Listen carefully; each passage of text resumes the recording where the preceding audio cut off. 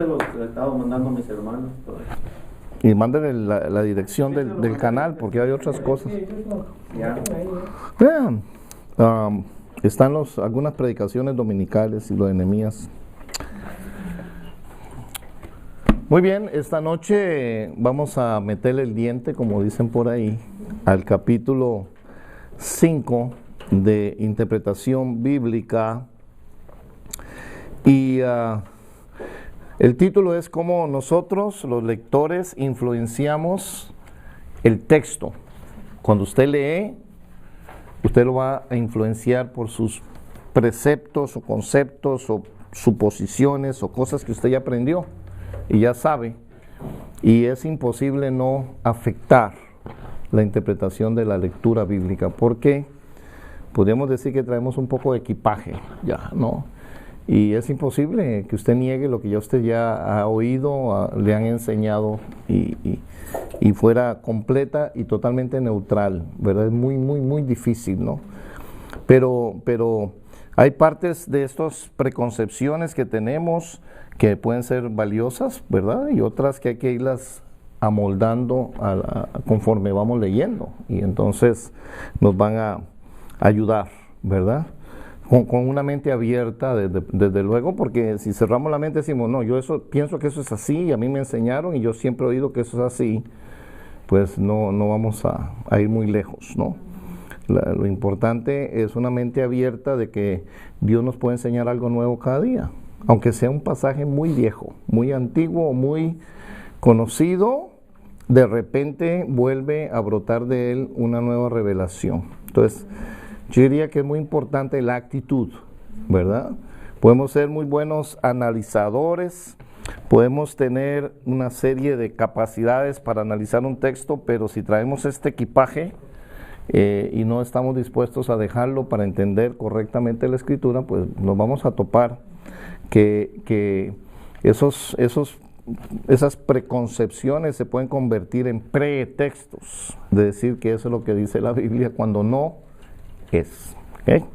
Entonces, el primer problema que nosotros tenemos le vamos a llamar entendimiento previo. Es lo que usted ya sabe, lo que usted oyó, lo que usted conoció. Muchas influencias tenemos desde la infancia, desde el lugar donde nacemos, desde nuestra cuna, nuestra familia, la iglesia o las iglesias que hayamos atendido. Hay gente que trae una mezcolanza, una mezcla de diferentes doctrinas y dice, no, yo cuando iba a tales y ahí decían que esto era así, y siempre oí que el pastor de allá decía que esto era así, ¿verdad? Entonces, y luego al confrontar un texto y una nueva revelación, pues el que está equivocado siempre va a ser uno. La Biblia nunca, y ese es un concepto, ¿verdad? Cualquier presunción, cualquier suposición que usted tenga, cualquier entendimiento, es bueno si está en la correcta interpretación, pero si no, tenemos que tener la disponibilidad de cederlo y decir, ok, voy a aprender porque Dios me quiere enseñar cosas nuevas, ¿no? Estas suposiciones, y muchas se acarrean del mundo, ¿verdad? Del mundo, de oír cosas y chistes y cosas así. Y es esa gran influencia del lector, ¿verdad?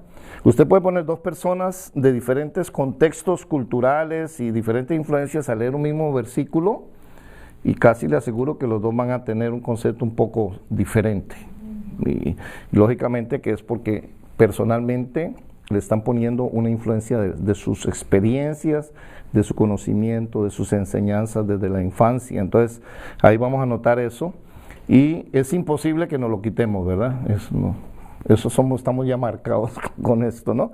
Le vamos a llamar conocimiento o entendimiento previo o suposiciones, y es una gran influencia la que puede ejercer para que torzamos la interpretación, la hacemos equivocada y nos puede desviar esto del significado del texto que nosotros estamos tratando de analizar.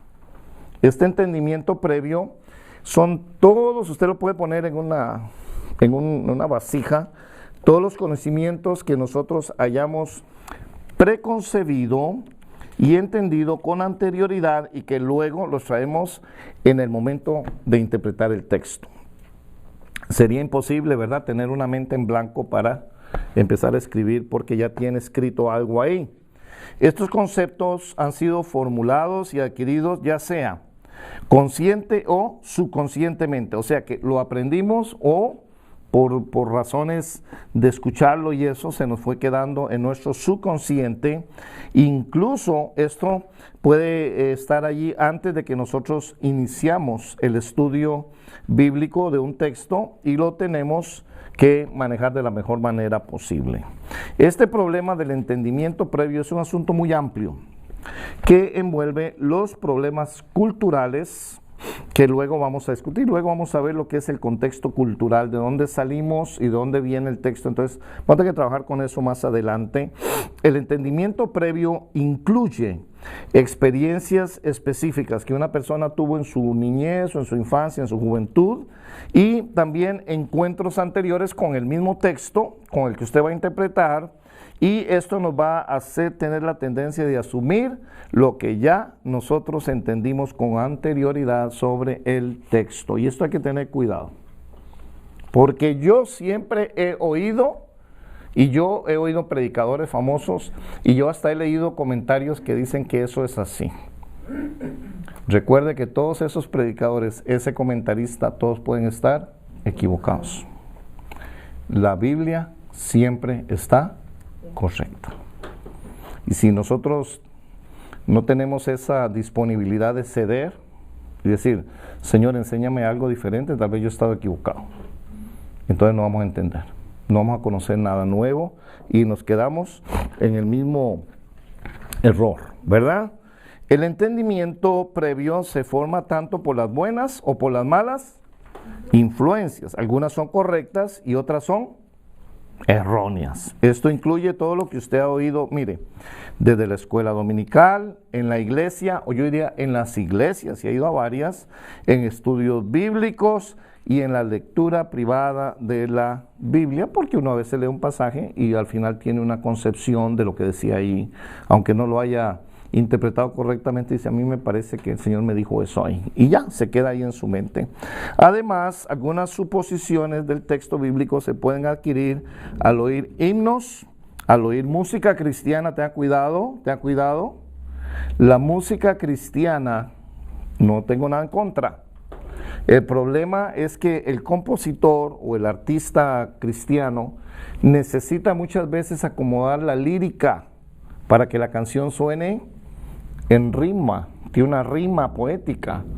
Y algunas veces los cantantes cristianos no son teólogos, simplemente de repente sienten que el salmo tal está bonito y empiezan a armar una canción, ¿verdad?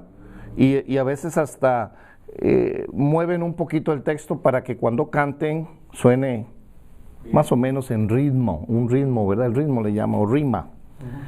Un ejemplo bien sencillo, hay un canto, el otro día lo decía, que es un canto basado en Job, en inglés, y creo que lo hemos traducido a español, y dice ese canto que Dios dio, ¿verdad? El canto dice, Dios da y Dios quita. No me acuerdo bien la lírica en inglés, pero dice, He gives, and he dice, God gives and take away, gives. Eso no es verdad. Eso es una malísima teología. Porque si usted estudia detenidamente la situación de Job, ¿quién le quitó todo a Job? El diablo. No fue Dios. Dios le dio y Dios lo restauró, pero el que vino a matar, robar y destruir es Satanás. Claro, el concepto en el momento de la tribulación de Job, él lo ve como que fue Dios el que dio y fue Dios él. Entonces, mucha gente puede decir, no, sí, Dios da y quita. Hasta una canción lo respalda. Quiere decir que esa canción no está teológicamente correcta.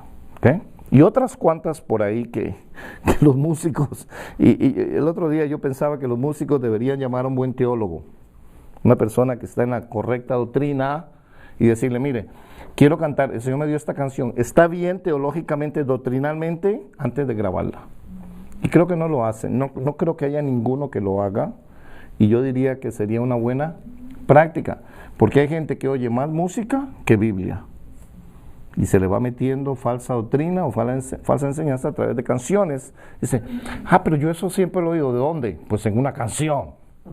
Y pues eso no está en la Biblia. Cuidado. Entonces, incluso las canciones cristianas hay que escucharlas a la luz de las Escrituras, y si no, pues tener cuidado.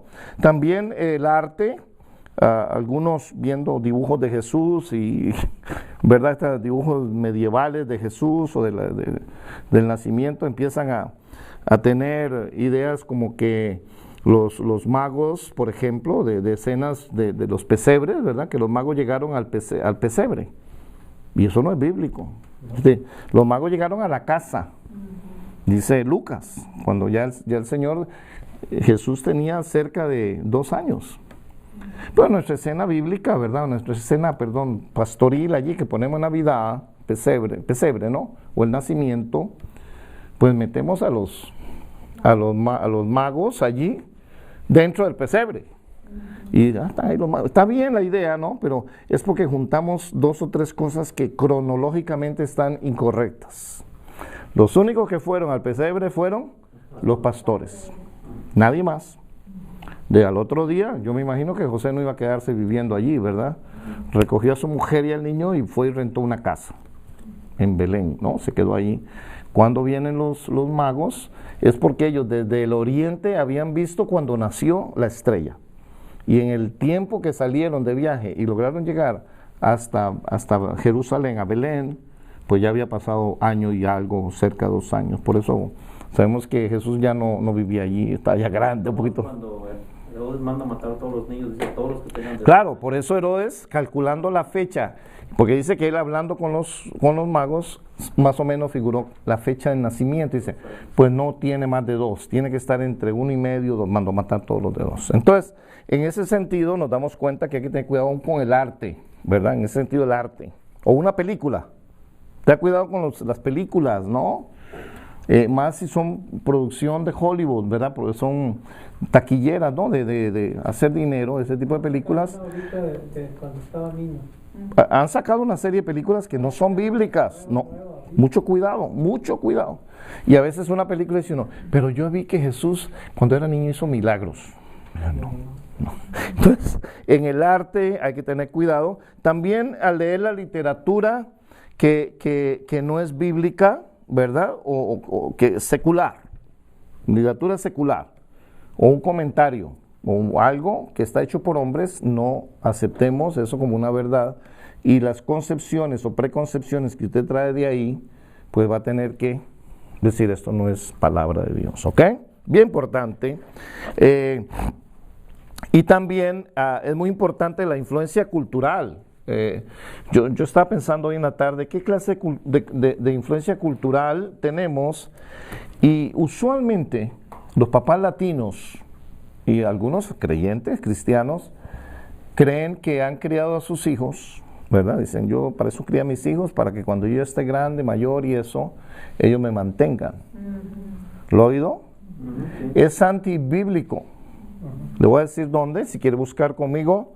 En segunda carta de los Corintios, el apóstol Pablo escribe en el versículo 12-14, segunda de Corintios 12-14. Esto es interesante porque he oído muchos papás diciendo, bueno, ya ahora mis hijos me van a mantener, ahora ellos me van a cuidar a mí. Pablo dice, he aquí por 3ª vez estoy preparado para ir a vosotros y no os seré gravoso porque no busco lo vuestro sino a vosotros, pues no deben atesorar los hijos para los padres, sino los padres para los hijos. ¿Okay? Entonces, ¿hasta cuándo se termina nuestra carga por los hijos? Nunca. Nunca. Y si nuestros hijos quieren ayudarnos en el área sostenimiento, es porque son buenos hijos y porque ven la necesidad, ¿verdad? También Pablo por allá les habla, claro, en Corinto, cuando dice que el que no mantiene a los suyos es peor que un incrédulo. Entonces, tengamos cuidado de no crear creencias o tener creencias que son antibíblicas solo porque son culturalmente correctas. ¿Ok? Y a veces la cultura nos influye mucho. Cuidado. Noten que su entendimiento previo de algún pasaje podría verdaderamente estar correcto. Ojalá que la mayoría. El problema es que frecuentemente no lo está, y hasta que usted estudie el texto seriamente, no puede simplemente saber si está o no en lo correcto. Entonces, vamos a dar por sentado primero que probablemente algunos conceptos o una gran cantidad no son correctos. Con esa actitud podemos mejorar y corregir si hemos entendido algo equivocadamente. El peligro aquí son aquellos lectores que asumen que su previo conocimiento del texto es siempre el correcto. Esa persona orgullosa. A mí no me diga eso porque yo sé qué es, yo ya lo sé. Yo tengo muchos años en el Evangelio y a mí me lo enseñaron maestros, pero maestros de verdad. Sino, wow. Y si esa actitud de orgullo es una actitud de no ceder y decir, me equivoqué, estoy equivocado. Más si es una persona con muchos años en el Evangelio, va a tener esa carga encima diciendo, ¿cómo voy a decir yo que estoy equivocado? Vaya y puede ser un pastor, ¿verdad? Dice, ¿cómo voy a admitir que estoy equivocado? Todos nos equivocamos y el orgullo es el que dice, no escucho, lo sé todo. Vamos a tener que tener cuidado con eso. Otro aspecto peligroso del entendimiento previo aparece cuando venimos al texto con una agenda teológica ya formulada. ¿Qué es eso? Ya traemos debajo del brazo, esto es lo que yo creo, nadie me cambia esto. Esta es mi agenda teológica. Y no me importa lo que ese pastor o ese maestro diga, yo ya sé lo que sé y nadie sabe más. Cuidado, porque puede haber sido usted enseñado equivocadamente. Esto es cuando empezamos a estudiar el texto buscando una concepción torcida y usamos el texto solamente para hallar los detalles que calzan con nuestra agenda. O sea, pick and choose, dice en inglés. O sea, cojo el texto y digo, eso no me parece que va con mi entendimiento teológico, pero esto sí, entonces cojo pedazos. Cuidado, eso es falsa doctrina. Si yo ando escogiendo y desechando lo que no calza con mis conceptos o mi agenda teológica, estoy haciendo de la Biblia algo que es incorrecto, porque o todo o nada. Y a veces hay gente que tiene ciertos principios teológicos basados en pocos pasajes bíblicos que son los únicos que usan, y de ahí nacen las sectas, porque solo miran y escogen lo que sostiene su enseñanza doctrinal o teológica. Y hay que tener cuidado porque la Biblia es todo una sola, es un solo libro y no está para que cojamos pedacitos. Cualquier otra cosa que no usamos el texto solamente para hallar esos detalles, hay que tener mucho cuidado. Esto se le ha denominado sobreentender. Ese es un término, sobreentender. Es decir, en vez de entender, yo ya sobreentiendo, buscando el apoyo bíblico para mi agenda. Esto significa que nosotros como lectores nos ponemos por encima de la palabra de Dios y determinamos el significado de antemano. En vez de ubicarnos bajo la palabra, buscando diligentemente para determinar lo que Dios quiere comunicar en el texto. Es decir, ya llevo una presunción, yo digo, voy a leer eso, pero yo ya sé. ¿Cuándo voy a aprender algo más? Nunca. Porque si mi mente no está abierta hacia recibir algo nuevo, no voy a entender, porque eso se llama sobreentender. Yo ya lo entiendo y nadie me va a cambiar. Otro peligro que nos habla el escritor es la familiaridad. Y esto es que algunas veces nos familiarizamos profundamente con un pasaje. Lo sabemos hasta recitado, de memoria. Vamos, yo me sé ese pasaje. Y vamos a poder tener quizás una tendencia de que sabemos todo acerca de ese texto. Y estamos en el peligro de saltarnos el pasaje sin estudiarlo cuidadosamente. Es decir, estamos buscando un pasaje, el Señor nos revela un pasaje y es tan conocido el pasaje que decimos, ya lo he leído tantas veces, yo ya sé los más minuciosos detalles del pasaje, estoy muy familiarizado, ¿para qué volverlo a estudiar? Yo no voy a encontrar nada. Esa actitud es bien negativa, porque la Biblia es como aquel hombre dice que de su tesoro saca cosas nuevas cada día. Y en una de esas pasadas y una revisión de un pasaje muy familiar, de repente el Espíritu Santo nos revela, nos ilumina, nos sorprende con algo precioso que estaba ahí, y por nuestra dureza de corazón o ceguedad espiritual no lo habíamos visto antes.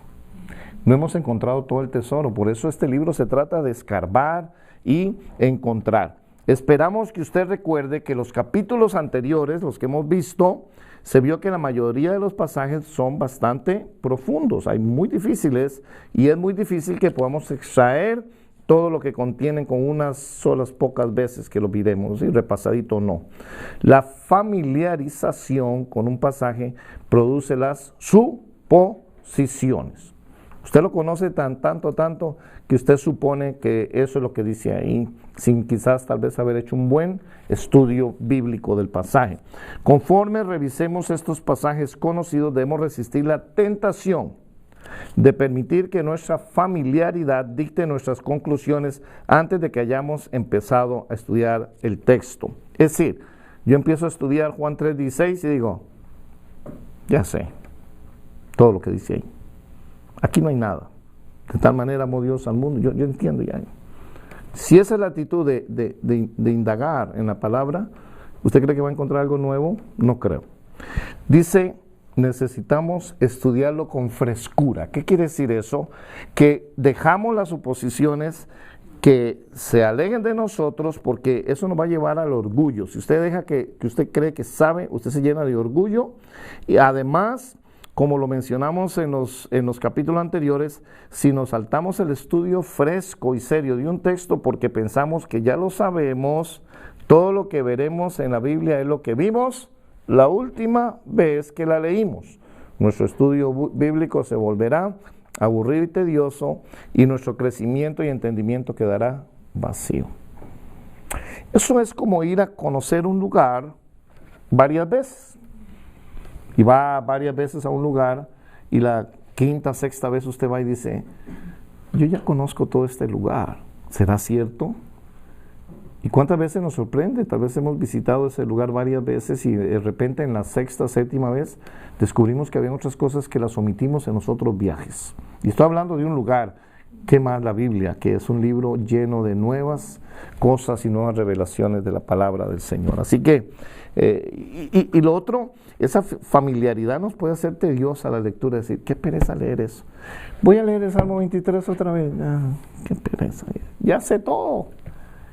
Y esa actitud nos va a impedir ver cosas nuevas. Uno de los aspectos más poderosos y a la vez sutiles de la presuposición es la cultura. Nuestra teología nos dice que preguntemos qué es lo que Jesús haría, ¿no es cierto? Pero en la cultura americana, con todo, podríamos más bien preguntarnos qué es lo que Stallone haría. Este es el famoso actor de las películas de Rambo, el famoso ¿qué haría Rambo?, ¿no? Y la cultura va a afectar. Nuestra cultura, con todo, podría subconscientemente preguntarnos, ¿verdad?, lo que un actor de eso, que era un héroe, ¿no? Un héroe de la cultura. Indudablemente que nuestra tendencia cultural influencia en cómo leemos e interpretamos la Biblia. Por ejemplo, aunque nosotros creamos que Jesús es nuestro Señor y Salvador, cuando Él nos dice que pongamos la otra mejilla una vez, ¿verdad? Que nos den una, pongamos la otra, y ¿verdad? Nos dan por una. Internamente nosotros tenemos algo que se va a oponer a eso, decimos no, ¿verdad? Culturalmente no queremos ser abofeteados dos veces, ¿no? Después de todo, poner la otra mejilla no es una manera moderna de comportamiento. Más bien la reacción sería, devuélvale la cachetada, ¿cierto? Culturalmente. Y podríamos, en el caso de Stallone, decir, bueno, él se dejaría dar otra cachetada, pero es para ver si de verdad quiere, y lo agarra y lo hace pedazos. Y dice que la mayoría de gente en el cine aplaude, ¿no? Dice, el héroe se desquitó de la bofetada. Pero ¿qué dijo Jesús?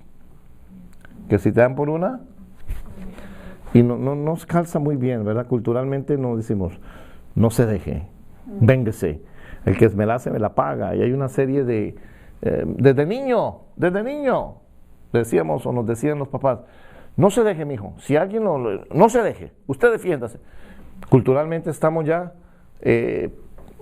una grabación allí, ¿verdad? Ya estamos adiestrados hacia la venganza.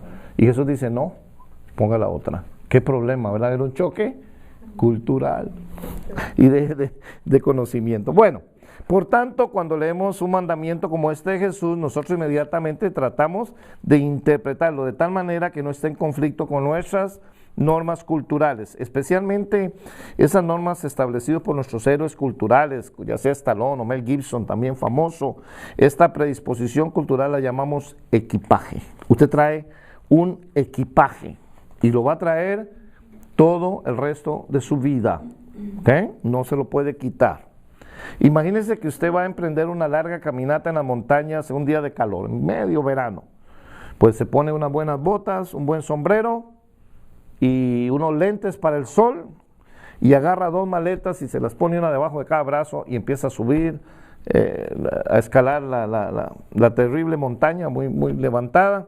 ¿Qué sucederá en ese momento? Va a ser muy difícil lograr llegar a la cima, ¿no es cierto? Nuestra cultura nos hará propensos a torcer el texto conforme lo leemos. Es lo mismo, es como llevar un equipaje dándole vuelta para que se acomode a nuestro mundo cultural. Nosotros vamos a tratar de coger la Biblia y decir, bueno, esta Biblia, esto que dijeron aquí, pero para que sea relevante a mí, yo tengo que entenderlo como en mi cultura. También nuestro trasfondo cultural puede llenar los espacios en los detalles que no están descritos en el pasaje bíblico que estamos leyendo. Es decir, tratar de acomodarlo a mi vida, a mi forma, como yo fui educado, para que tenga sentido, ¿verdad? Que hay cosas que no van a tener sentido en mi cultura, pero son conforme a la Biblia, hay que seguirlo. Una buena ilustración de la influencia cultural que inconscientemente aplicamos en la interpretación de un pasaje ocurre cuando leemos el libro de Jonás, el famoso profeta enojón y que se negó a ir, ¿verdad? Cuando Dios lo llama que vaya a Nínive. Y inmediatamente cuando desde la vez de niños, jóvenes, oímos la historia de Jonás, que a Jonás se lo tragó un gran pez, ¿verdad? La idea, porque tenemos preconcepciones. Preconcepción es algo que usted ya lo tiene, vamos a decir que lo tiene en el disco duro, ¿no? De la memoria. Y nosotros lo necesitamos, cuando oímos algo nuevo, es como la computadora, busca algo para emparejarlo, ¿no? Es decir, ok, calza, lo meto en el file, en tal archivo. Este es un archivo de fotos, ¿verdad? Para asimilarlo. Cuando vimos Jonás, cuando vimos del profeta Jonás, que se lo tragó un gran pez, algunos dicen una ballena, pues bueno, era un gran pez. La idea que nos viene inmediatamente es ver a Jonás dentro de una gran barriga, ¿verdad? Y como un barril, es la idea, ¿no? Como un barril, y el pobre ahí con el agua por la cintura ahí en medio del agua, ¿no? Que los ballenas tienen agua en la panza, ¿no? Y pensamos que ahí estuvo, ¿cuántos? 3 días, ¿no? Y 3 noches hasta que lo vomita el pez allá a Nínive, porque se quería escapar de ir a profetizarles y que se arrepintieran. Y nosotros calculamos más o menos que está ahí cómodo, algo cómodo y orando, ahí hincado. Yo no sé cómo usted se lo imagina, hincado en la panza del pez, porque tiene una gran oración ahí, ¿verdad? Él ora con Dios, le pide a Dios que le ayude, que lo saque de ahí. Y sin lugar a dudas, usted conecta eso inmediatamente con la historia de Pinocho. Que desde muy chiquitos, nos dijeron que a Pinocho se lo tragó la ballena. ¿Se acuerdan? Pinocho, el de la nariz, ¿no? Y estamos interpretando la Biblia de acuerdo a Disney, a Walt Disney, a Disneylandia, ¿no? Porque es una historia de Walt Disney. Y incluso, si no me acuerdo muy bien, me recuerdo, también Gepetto se lo traga, ¿no? La ballena después. Y están pescando desde como un pedazo de madera dentro de la panza de la... Porque ya tenemos una preconcepción de esa idea de qué es, cómo se ve un pez, una ballena por dentro. Uno cree que es como un lugar grande. En realidad no. ¿Qué habrá en la panza de una o en el estómago de una ballena? Pues están todas las vísceras, las tripas, pedazos de pescado que se ha tragado ya descompuesto, ¿no? Pues está la digestión gástrica y todo eso. No es la idea, pero nosotros tratamos de alguna manera de darle sentido, ¿verdad?, a un evento como la historia de Jonás, con una preconcepción desde la infancia quizás, para emparejarla, es la palabra, vamos a emparejarla con algo que ya está guardado en su mente, y el subconsciente nos va a llevar a pensar que así fue como sucedió cuando se lo tragaron al pobre profeta, ¿no? Entonces podemos decir que la cultura nos va a influenciar mucho en la concepción de los pasajes bíblicos, ¿no? ¿Qué es exactamente lo que significa cuando decimos cultura? Nuestra cultura es una combinación de herencia nacional y familiar. Usted aprendió escuchando a su mamá mientras tomaba el desayuno, o le pegaba una buena regañada también, jugando en la plaza, en la calle, con los amigos, los muchachillos del barrio. En el recreo de la escuela aprendió un montón de malas palabras y mañas también, ¿se acuerdan? Y hoy día podríamos decir que cuando aparecieron los medios de la tecnología como la televisión, la internet y cuantas otras formas de comunicación, todo eso son influencias directas a la persona.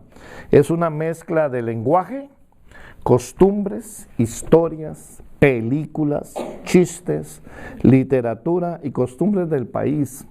Y yo diría que los cuentos, ¿verdad?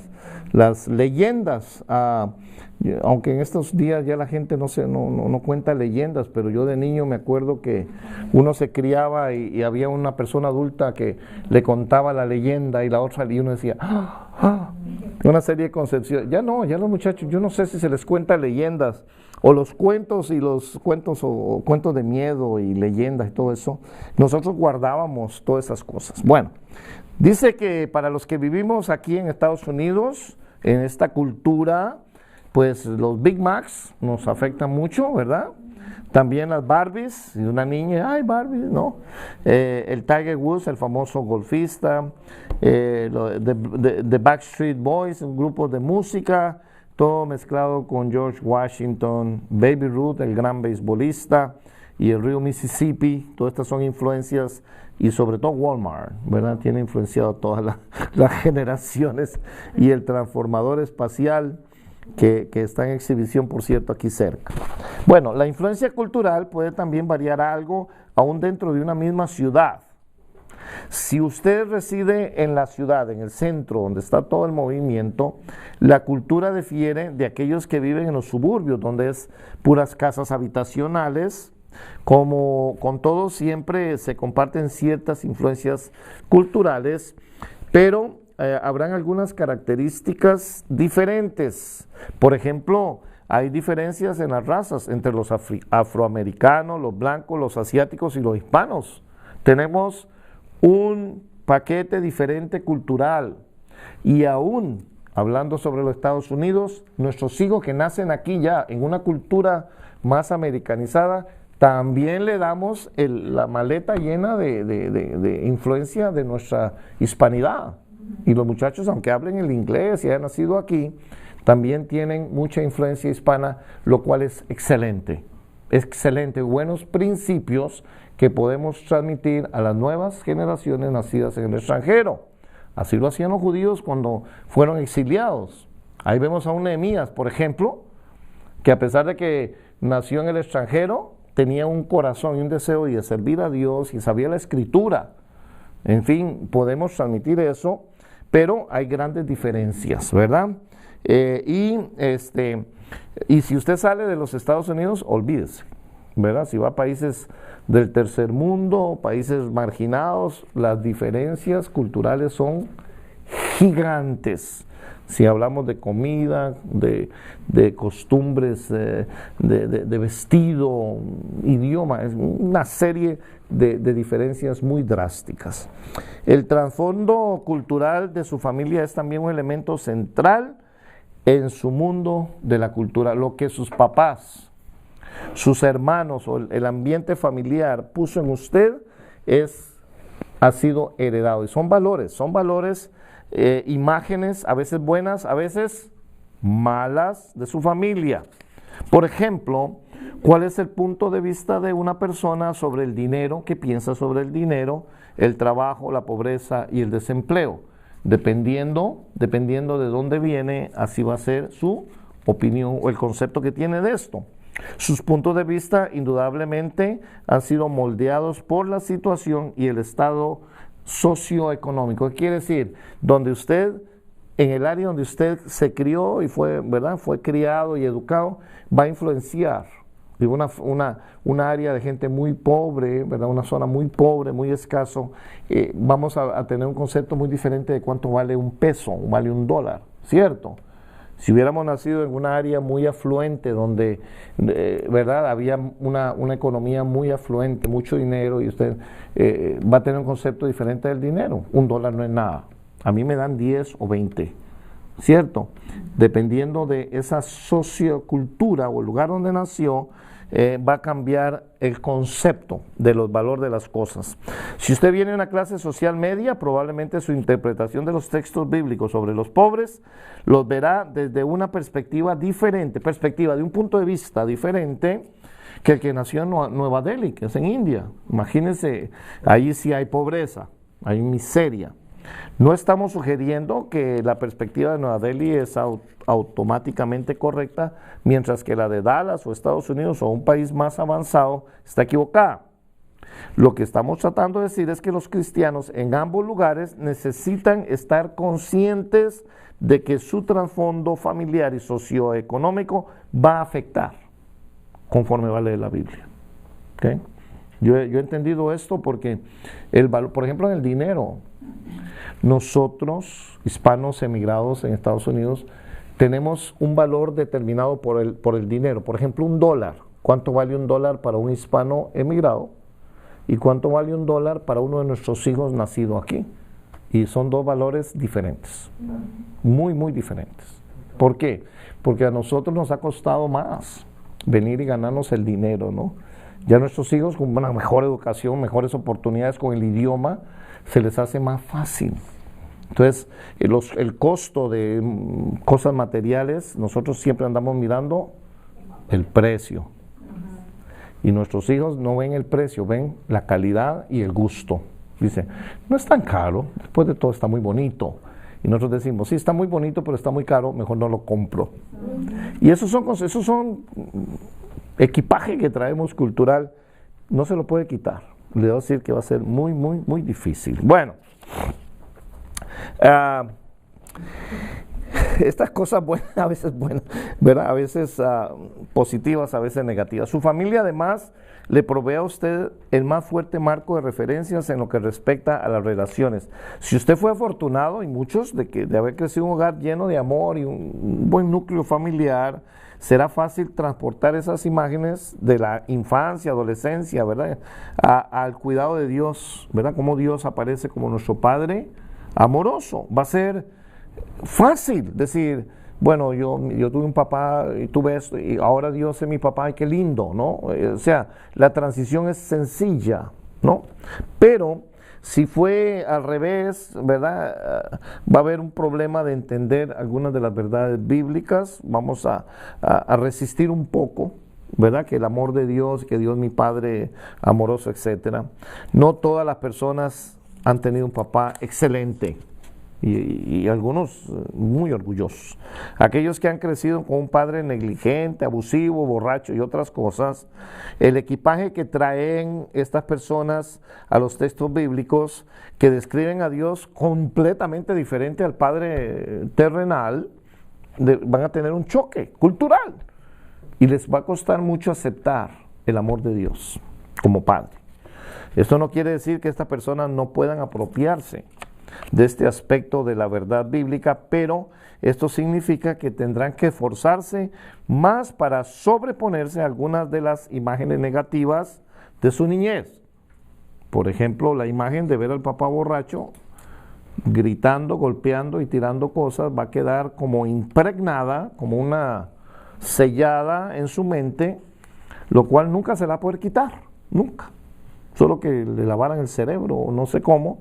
Entonces, para para poder tener un concepto claro de que Dios es totalmente lo contrario a lo que su papá fue, va a tener que luchar mucho para interpretar eso y decir, sí, yo tuve una experiencia negativa durante mi infancia, eso, pero ahora necesito entender cuán grande es el amor de Dios. Amén. Ahora, la transición entre un buen papá a Dios es más fácil, ¿verdad? Mucho más fácil, lógicamente, porque ya viene de una experiencia de haberlo tenido y entonces nada más hace la transición, Dios es mi Padre amoroso. Recordemos que los cristianos no leen culturalmente en forma equivocada la Biblia con mala intención. Usted nunca va a tratar de decir, no, es que yo nací así y yo entiendo así. No es una mala intención, es ese sello cultural. Como se mencionó anteriormente, todos nosotros tenemos la tendencia de ser influenciados subconscientemente por nuestra cultura. Esta transportación automática del texto bíblico a nuestro mundo cultural se llama reflejo interpretativo. Porque cuando yo leo el concepto que me está enseñando la Escritura, lo transporto o lo reflejo directamente a mi forma en que yo entendí o he sido criado, y entonces refleja la interpretación que yo voy a poner en ese pasaje es de la experiencia personal. Va a ser muy difícil que no, de manera que tenemos que tener cuidado porque lo vamos a hacer naturalmente. Acuérdese, estamos hablando de lo de Pinocho y Jonás. Es inmediatamente, ¿verdad? Si conocía, bueno, tal vez una persona de un tercer mundo no conoce la historia de Pinocho y eso, pero nosotros culturalmente sí, inmediatamente hacemos ¿qué? La imagen la transmitimos a nuestra experiencia personal y decimos, así fue Jonás. ¿Se da cuenta? ¿Con buena intención? No, con mala intención tampoco. No se puede impedir, es algo, está escrito en nosotros, lo hacemos naturalmente. El reflejo interpretativo afecta nuestra interpretación de dos maneras. Primero, como lo mencionamos anteriormente, tenemos la tendencia de llenar los vacíos, espacios y las ambigüedades en los textos bíblicos con nuestras propias explicaciones y con el trasfondo cultural que tenemos. Cuando no entendemos, lo completamos. Decimos, por mi experiencia, debe ser así.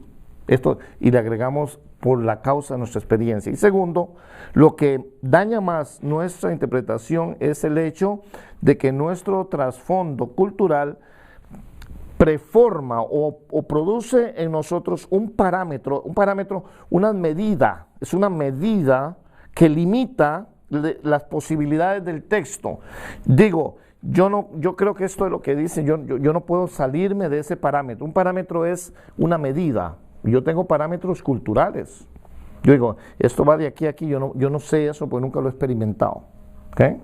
Entonces los parámetros impiden la posibilidad de que el texto me revele todo lo que Dios intentó cuando lo reveló al profeta o al escritor.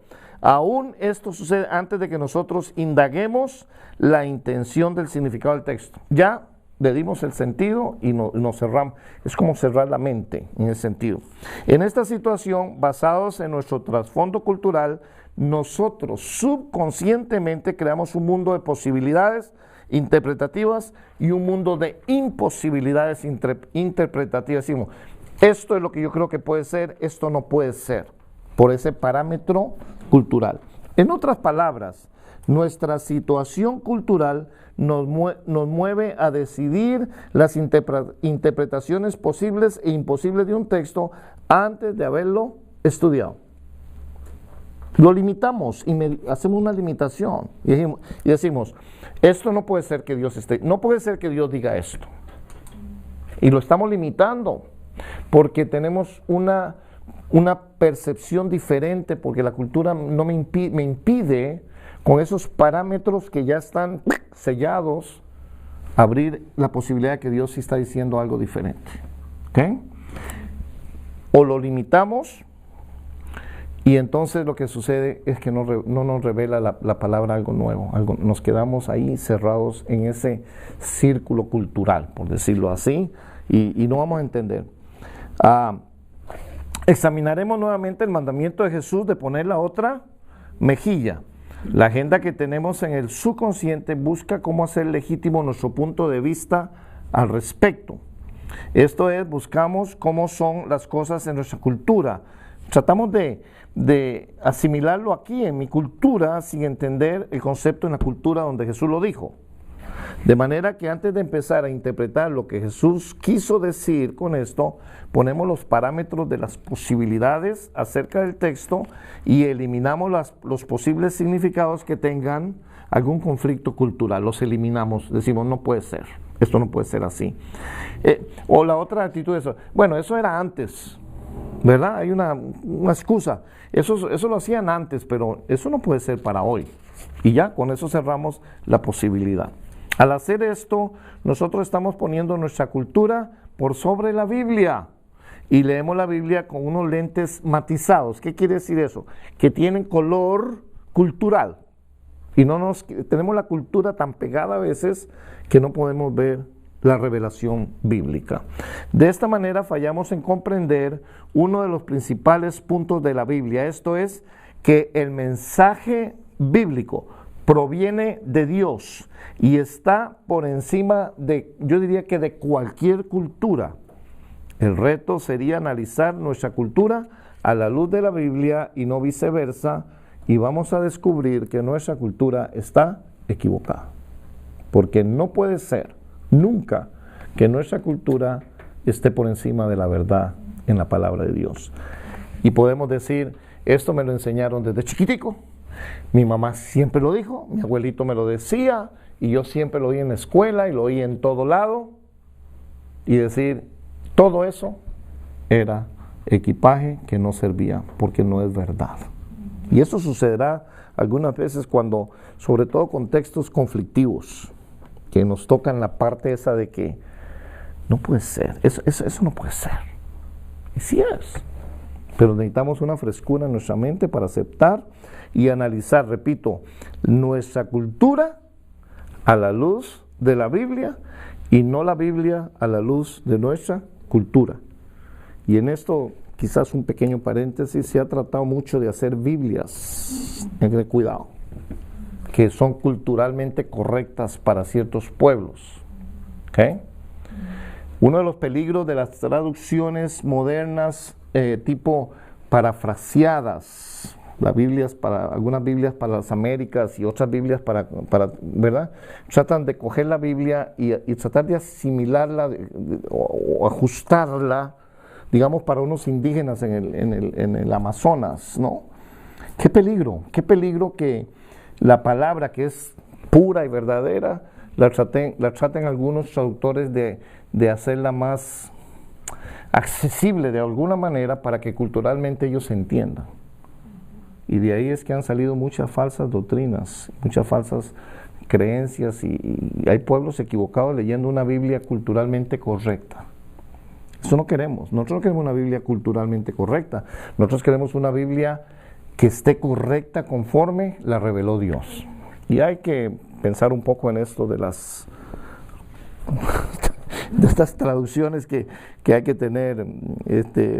Y alguna vez usted las puede comparar y dice, que esto no me parece que es como dice Dios. Está un poco más, para ser más asimilada, digamos, culturalmente, lo cual no es lo correcto. Amén. Muy bien. La comprensión previa envuelve en toda la cultura. Y esto no es malo, pero puede torcer nuestro entendimiento de la Biblia, llevándonos a través de un camino de interpretación equivocado.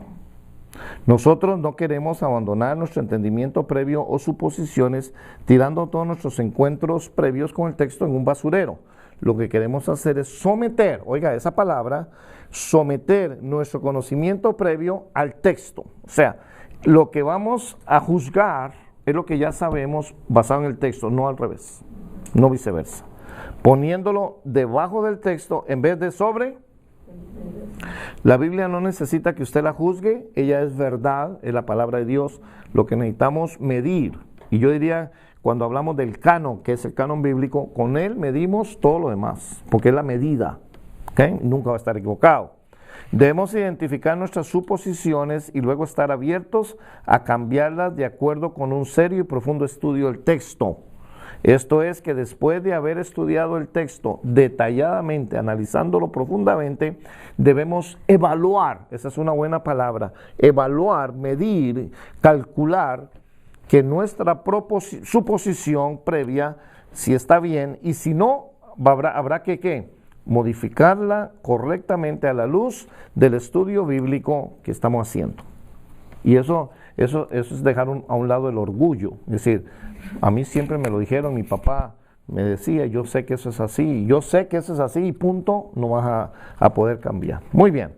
El otro punto interesante que el lector puede influenciar la Biblia o el texto son las presuposiciones. Nuestro punto de vista sobre el preentendimiento, entendimiento previo, no sugiere que nosotros tengamos que leer la Biblia e interpretarla de una forma totalmente neutral. Es imposible. Separado de nuestro punto de vista que ya usted tenía prepuesto en su corazón o preposicional, tal como la fe. Usted tiene una fe. Usted no puede dejar a un lado la fe para leer la Biblia, porque más bien necesita la fe para poder entenderla. Y esto es bien importante. Tener una total objetividad es imposible de parte de todo lector al enfrentarse al texto bíblico. Este no es nuestro objetivo.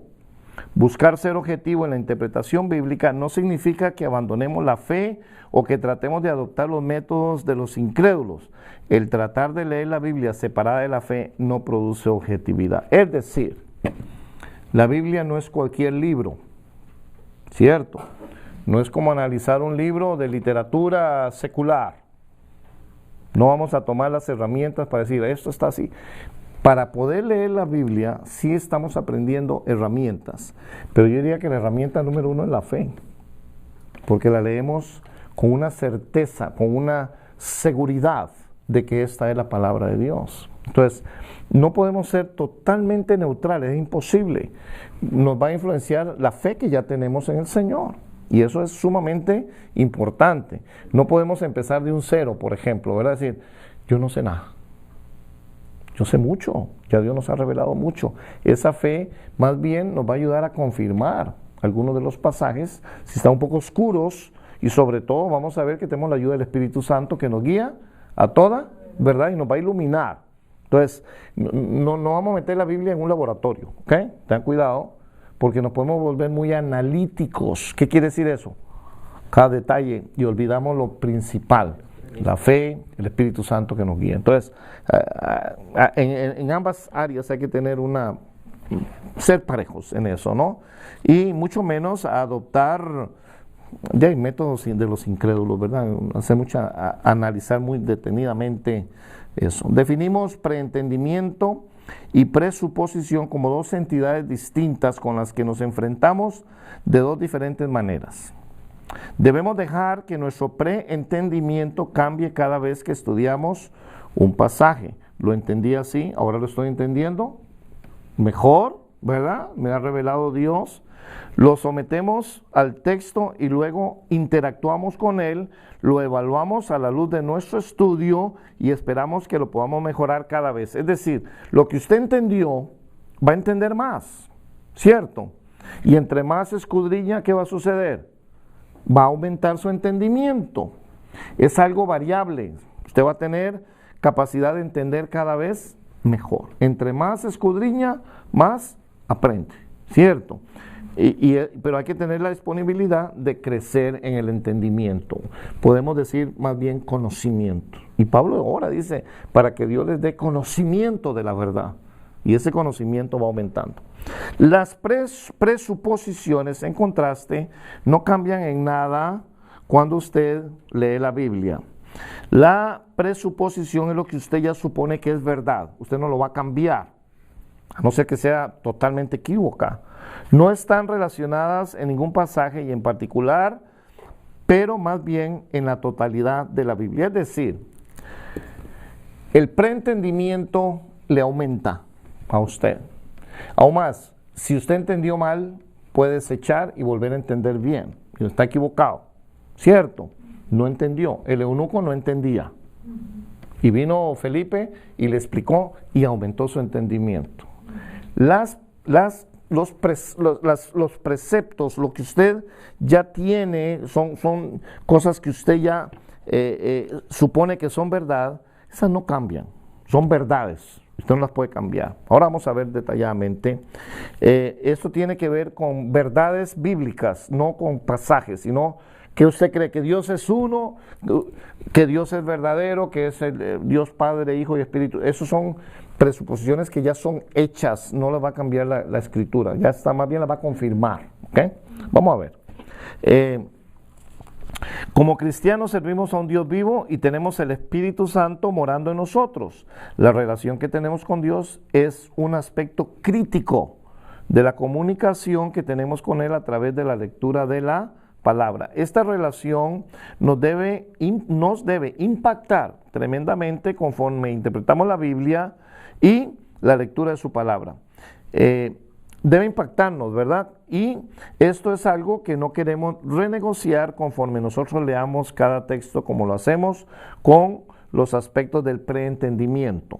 Por el contrario, es algo que queremos usar. Exploraremos la interacción entre el Espíritu Santo y nuestro entendimiento más detalladamente en otros capítulos. Un capítulo que es específicamente sobre el Espíritu Santo, lo vamos a ver, creo que es el 13 o algo ahí más adelante.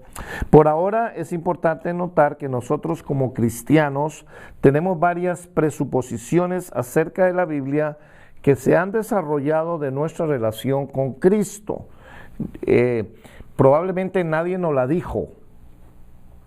Quizás las vinimos a adquirir por una relación con Cristo, una verdad.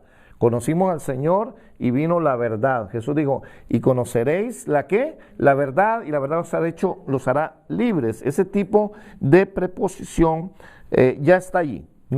Esa presuposición no la vamos a quitar. Por ejemplo, le voy a dar aquí una lista de 4 cosas que no se pueden variar. 1. La Biblia es la palabra de Dios.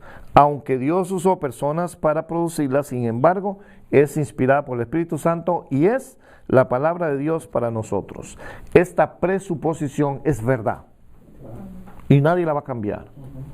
Segunda, que la Biblia es confiable y verdadera. Otra presuposición excelente. La tercera, Dios ha intervenido en la historia de la humanidad, por lo tanto, las cosas sobrenaturales han sucedido tales como los milagros descritos en la Biblia. No va a cambiar. La Biblia no se contradice, es una unidad y a la vez está diversificada. Muchos escritores, muchos libros. Con todo, Dios es mayor de lo que nosotros somos y no siempre es fácil de entenderlo. Por lo tanto, en la Biblia se halla tensión y misterio dentro de ella, y eso va a ser siempre así.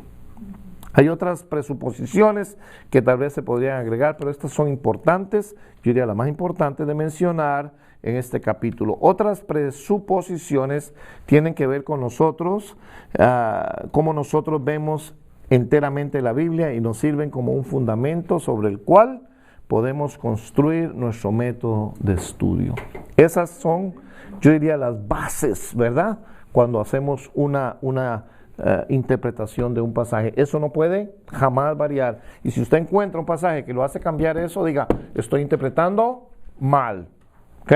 Porque aún, le quiero decir que los ateos usan la Biblia para sostener y declarar que no hay Dios. Entonces, aún con eso hay que tener un sumo cuidado. Eso no lo cambia a nadie. Concluimos. ¿Podemos ser objetivos? Bueno, muchos escritores han señalado que una total objetividad en la interpretación es imposible.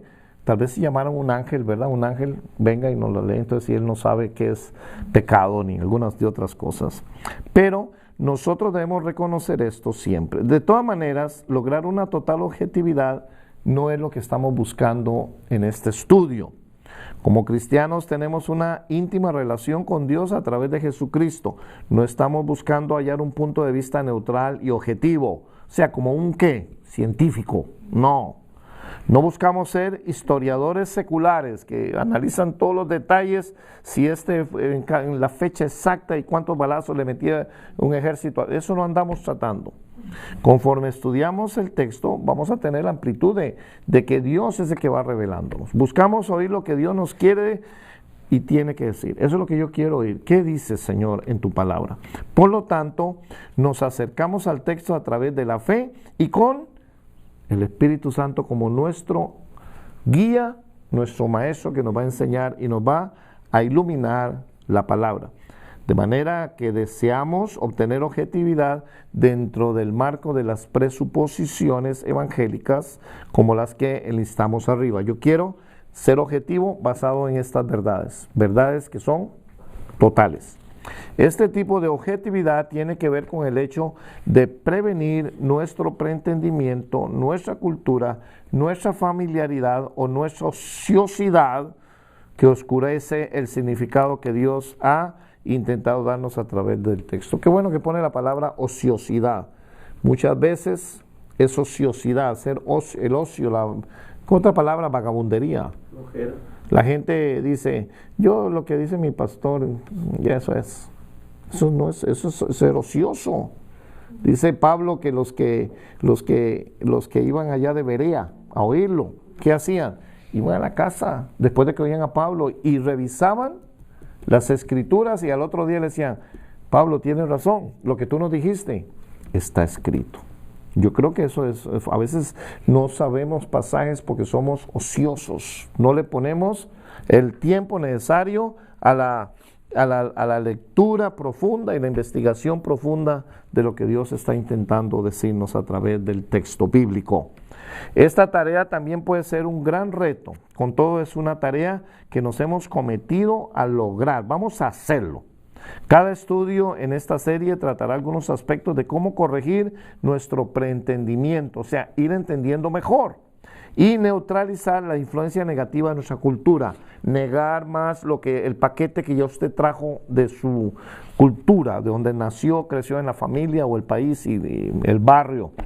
Las herramientas de observación que hemos aprendido en los estudios anteriores nos ayudarán a lograr este objetivo. El método de leer cuidadosamente que fue presentado en los capítulos anteriores requiere que sometamos nuestro preentendimiento al texto. Siempre lo que usted entendió antes está debajo de lo que el texto le va a enseñar nuevamente. Mientras escudriñamos el texto, Dios nos va a ir revelando cosas nuevas si tenemos la mente abierta. El descubrir al menos los detalles de un texto usualmente corrige mucho el preentendimiento que tengamos y las distorsiones culturales. Esta segunda mitad hará énfasis sobre el contexto, ya que un estudio apropiado del contexto ayudará a clarificar el significado actual del texto y corregirá nuestras interpretaciones preconcebidas. ¿Sabe qué es preconcebido? Ya usted lo trae. Nació en su corazón antes de leer la Biblia y va a ser difícil irlo moviendo. En verdad, el próximo capítulo titulado El contexto histórico-cultural nos ayudará a llenar los espacios o rendijas y el trasfondo bíblico de los pasajes con una información histórico-cultural correcta. No lo que creía mi abuelito o lo que yo oía en mi pueblo, eso no es lo que queremos llenar, las partes que no entendemos, sino lo que la Biblia dice usando una interpretación correcta. La unidad 3 luego tratará con el significado y su origen. Nos mantendrá indagando para descubrir el significado de Dios en el texto en vez de tratar de crear un significado novedoso. Es muy peligroso porque el orgullo nos hace creer que nosotros somos especiales y Dios nos reveló algo nuevo. Y no hay nada nuevo. Este libro lo han escudriñado y lo han metido a tantas pruebas y tantas cosas que todo lo que está revelado ya está. Más bien, hay que tener cuidado de que usted encuentre algo totalmente nuevo que nunca ha oído. Yo diría que el que está equivocado es usted, porque todo lo que se ha hablado de la Biblia por siglos ya se habló. Y no hay nada nuevo revelado. Cuando usted oye un predicador y dice, mire, Dios me dio algo nuevo y diferente, y empieza a sacar algo, se prenden unas luces rojas, porque puede ser falsa doctrina. Falsa doctrina. Cuidado. Y eso vamos a estudiar en esto un poco. Esto nos va a mantener indagando para descubrir cuál es el verdadero significado y no el nuestro. Finalmente, las unidades 4 y 5 tratarán con los diferentes y específicos tipos de literatura que se hallan en la Biblia. Un entendimiento claro de los diferentes tipos literarios nos ayudarán grandemente para evitar la proyección de entendimiento de normas de la literatura contemporánea y las normas culturales en la literatura antigua de los textos de la Biblia. Esta segunda parte la tenemos ya preparada y está precioso cuando vamos a estudiar poesía. Bueno, vamos a estudiar las cartas de Pablo, vamos a estudiar los evangelios, el libro de Hechos, el libro de Apocalipsis en el Nuevo Testamento, y luego nos vamos a ir allá, atrás, y vamos a estudiar la ley, ¿verdad? La parte del Pentateuco, vamos a estudiar los profetas, está tremendo esto, y poesía, vamos a estudiar sabiduría, los libros de sabiduría, proverbios y cantares, lindísimo. Así que este viaje apenas empieza y estamos empezando a ver pequeñas escenas y está lindo. Le voy a decir, no se baje del bus, siga del autobús, no se baje del avión, que hay mucho más que ver. Este capítulo solo ha delineado superficialmente los problemas que los lectores traen al texto, nosotros personalmente, el equipaje cultural, el preentendimiento que debemos enfrentar con los asuntos que tienen que ver con el texto. La solución al problema se encuentra dentro del viaje interpretativo que hablamos del capítulo 1. Esperamos que usted halle este viaje gratificante. Nosotros de seguro pensamos que ciertamente vale la pena todo el esfuerzo y el duro trabajo que usted debe invertir conforme viaje a través de los siguientes pasajes. Toda la Biblia. Qué viaje tan lindo, ¿verdad? Y qué lindo viajarlo sabiendo lo que estamos entendiendo y teniendo todo esto claro conforme el Espíritu Santo nos lo va a ir revelando. Amén. Muy bien, vamos ahora rápidamente los minutos que nos quedan. Y todo lo que teníamos que analizar era el libro capítulo 1 de Nehemías, ¿no?